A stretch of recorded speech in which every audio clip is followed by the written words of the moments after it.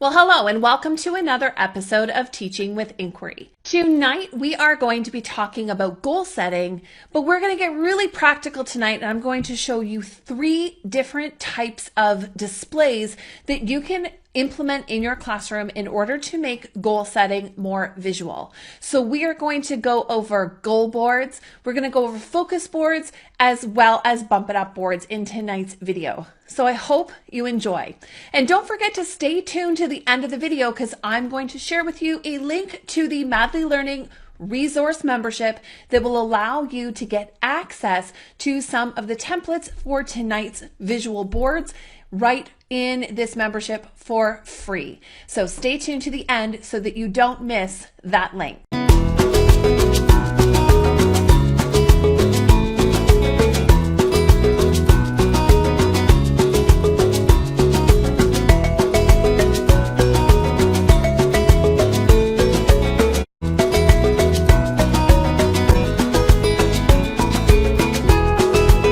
So thank you for tuning in to Teaching with Inquiry. My name is Patty and I am a junior grade teacher here in Ontario, Canada, and I put out weekly videos here on Facebook all about using inquiry-based teaching strategies in your classroom with your students. And it is my hope that through these videos, you can implement more inquiry-based teaching in your classroom and make it fun and engaging for both you and your students.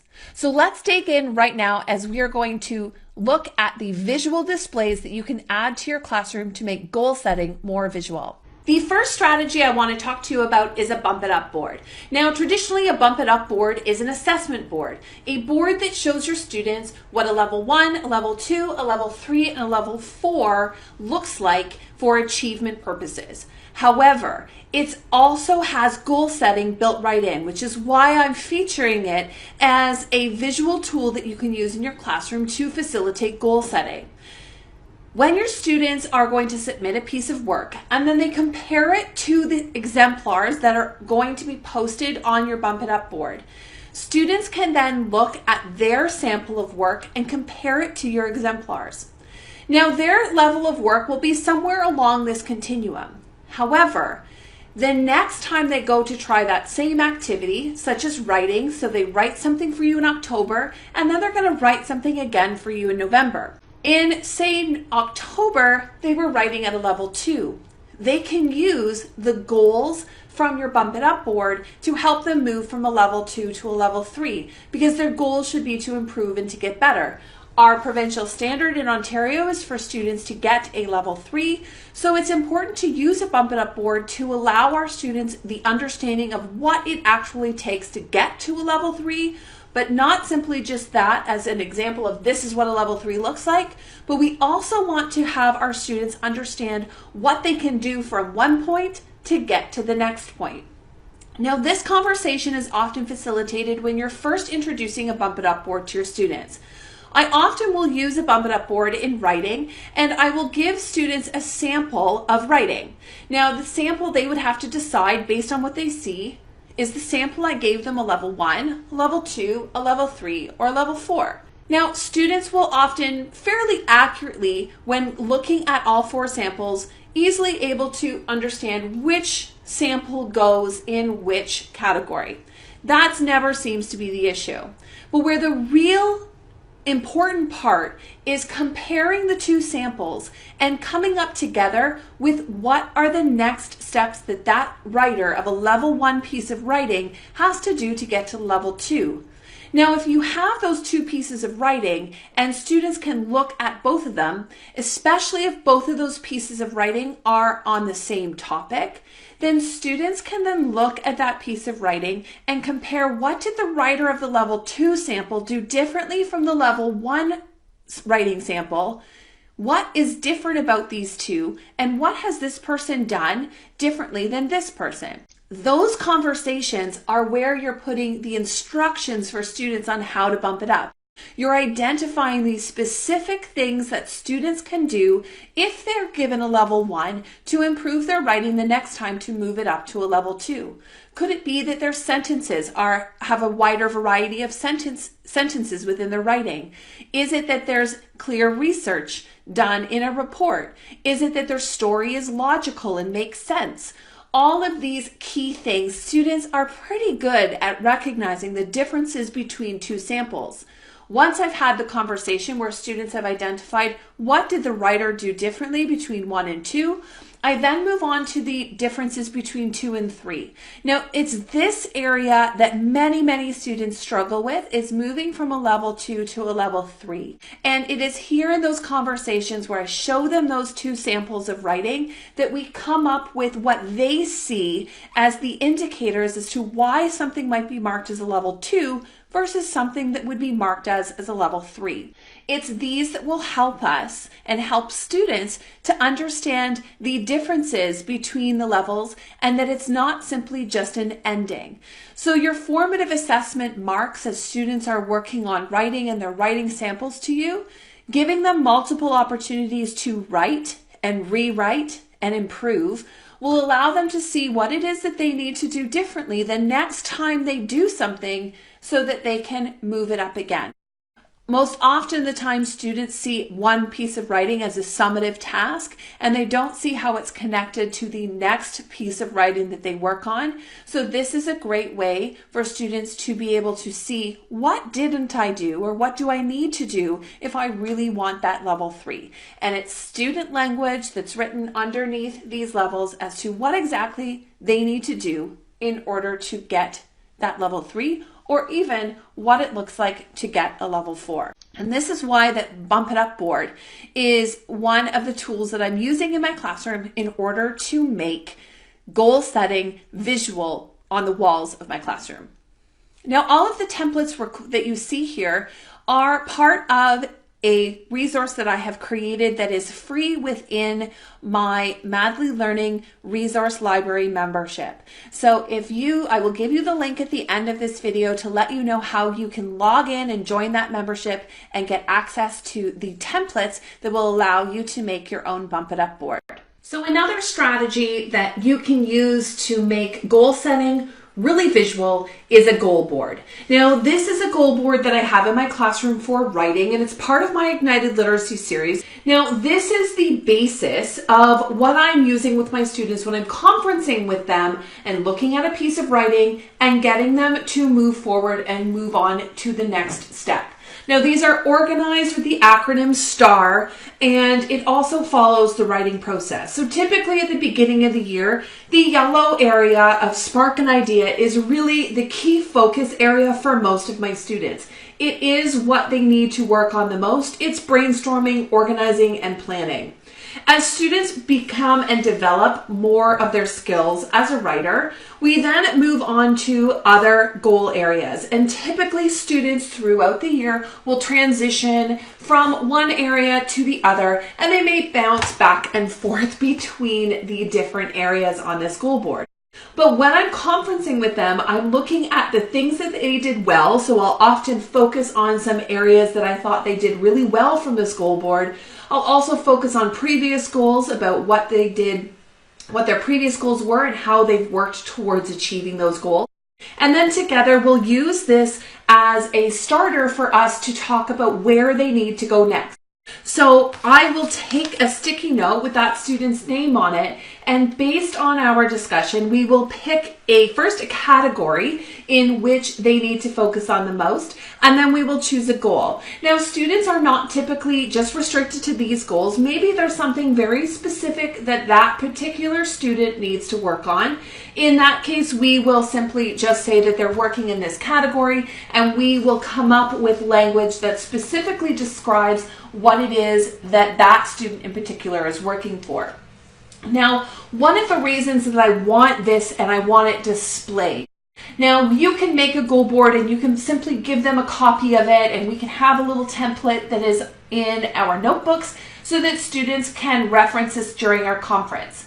I have done that before, and I continue to have students with access to their own version of this goal board and to be able to keep track of their specific goals. However, one of the key things that I've found, and the reason why I want this board up on my walls, is to make the learning visual. Because if I found that I did not have this displayed in my classroom, and I did not have their names on sticky notes where we could say, okay, you know, Madeline here is working on writing a story with a clear beginning, middle, and end. Having the accountability posted on the board, it's in their face, we're constantly talking about it, the actual physical feeling of moving this sticky note to another area where, you know, they can follow their draft, they can write their draft by following a plan. Moving their sticky note holds them accountable. Now, for some students, for privacy reasons, you may decide to maybe not put their name, but you can also use a code system. So if you've got, say, numbers on your book box, you could use that code. You could also use symbols, and only the student knows what their symbol might be, and those symbols can be moved. But I really do want you to consider having a goal board posted prominently in your classroom, as well as physically moving the goals. It also allows students to see that the class is working on a variety of things. Now, for you as a teacher, this is also a great assessment snapshot to figure out where it is that you have students and where they're working. It also allows you to focus your writing lessons on areas where you see congested groups of students focusing on certain goal areas. So if I notice that most of my students at the beginning of the year are focused on one of the yellow goal areas, then a lot of my lessons will be focused on these goal areas. Currently in my classroom, we are focused on these blue goal areas. So because we are at the end of term 1, we've picked our portfolio sample for our writing, and we're really working on revising and editing our work. So the majority of my students' goals currently are going to be here.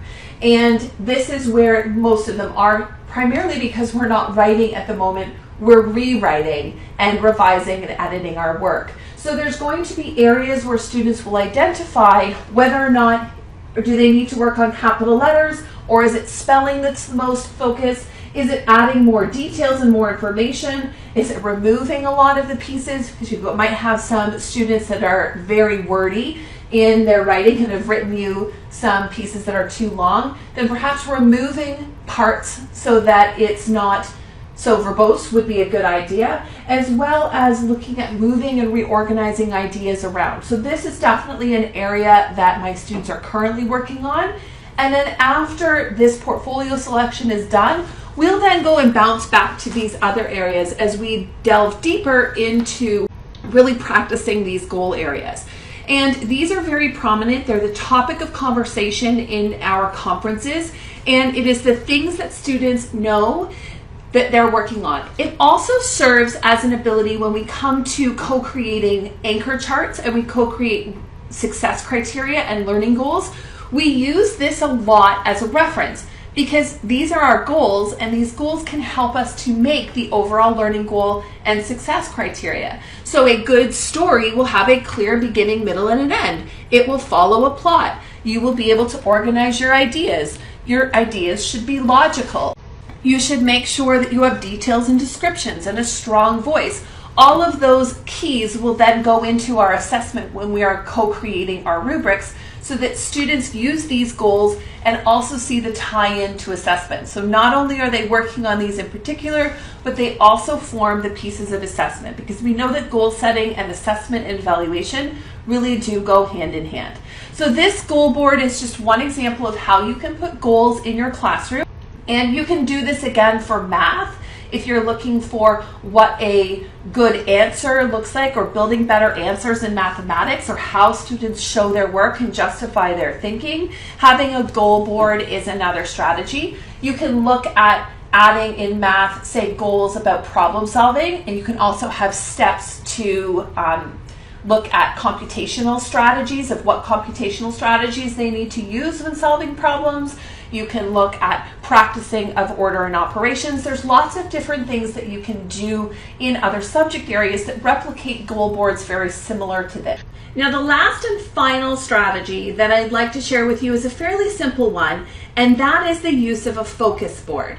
Now, a focus board is a central snapshot that I have in my classroom where I outline the learning goals for each subject area that we are currently learning about. So in my classroom, I will have all of the subjects that I am responsible for teaching, the core subjects that we're looking at, and for each one I will list a learning goal. And this is exactly what it is that we're doing this week. Now, this is simply just created on a chart paper with some colored paper and some Mr. Sketch gel crayons. And it's a pretty simple task, and if you want to go even further, you could actually laminate these cards so that you could simply just change them out by writing on them with a whiteboard marker. So this is what we're working on. Now, this is displayed at the front of my classroom, so it kind of is a summary of all of the things that we're learning.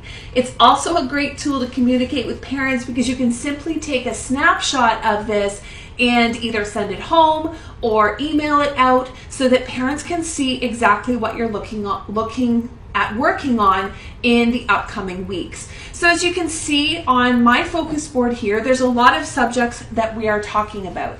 And this is a great tool to use for goal setting, and primarily because it is so important that students know what it is we're doing when we show up in school today.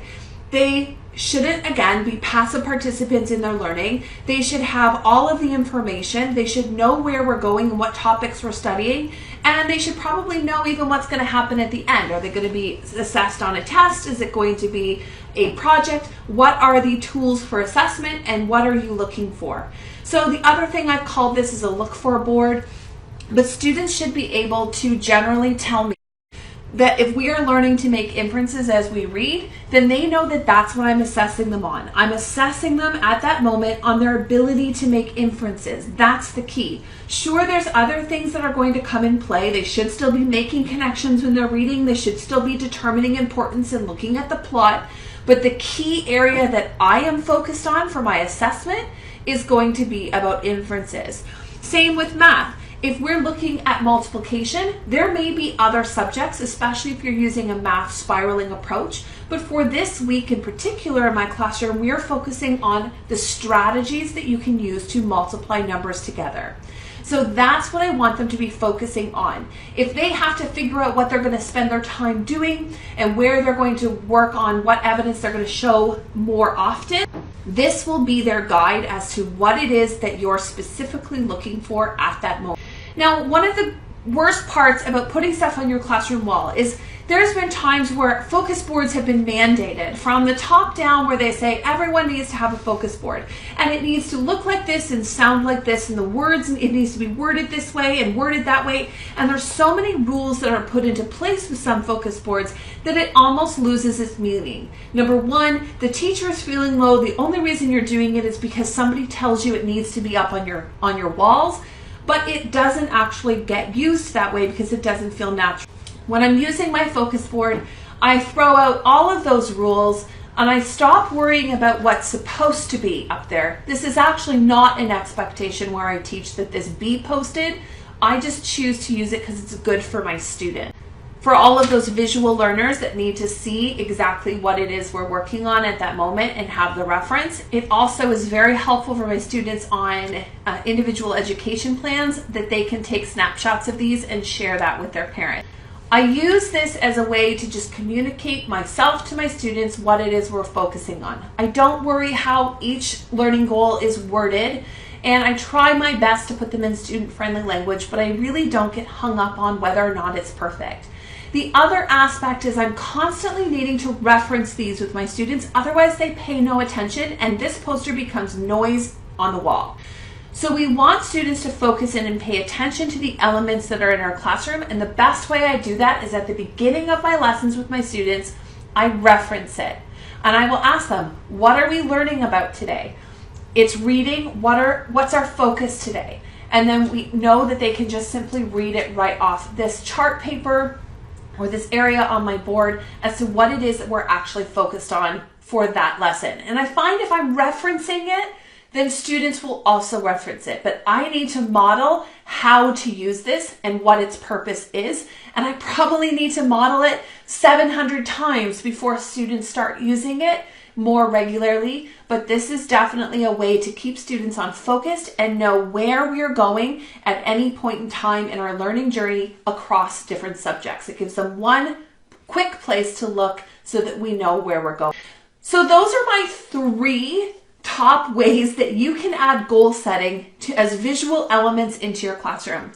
If you have visual learners or students that need that visual support so that they can see it, not just hear it, these 3 strategies are a great way to make assessment, goal strategies, as well as learning goals for your subject areas very clear and visual for your students. So I hope that this was an informative video and gave you some ideas that you can take away in your classroom. Now, the Bump It Up board and the Writing Goal board are both available to you, and they are in my resource library membership. And you can get that by visiting the website www.ml/go.com/resource-library. Thanks so much for joining me, and we will see you again next week as we continue to talk about goal setting in your classroom. Thanks so much for joining me. Bye for now.